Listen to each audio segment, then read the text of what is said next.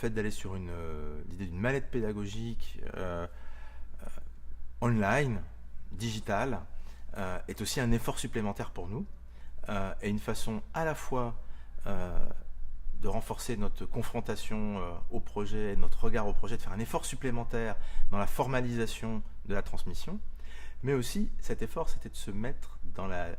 un effort supplémentaire aussi dans la logique du produit, qui est une nouvelle découverte, de travailler sur la digitalisation de ce produit, voilà, de cette production, de cette mallette pédagogique.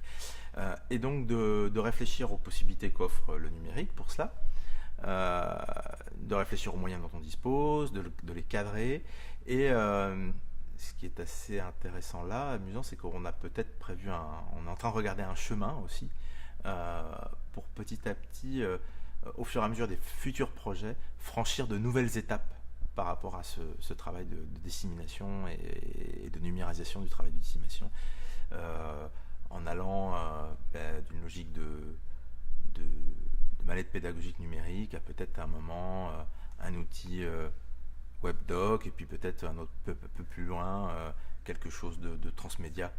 avec une logique plus intégrée. Voilà. Je pense que l'essence de Circus Incubator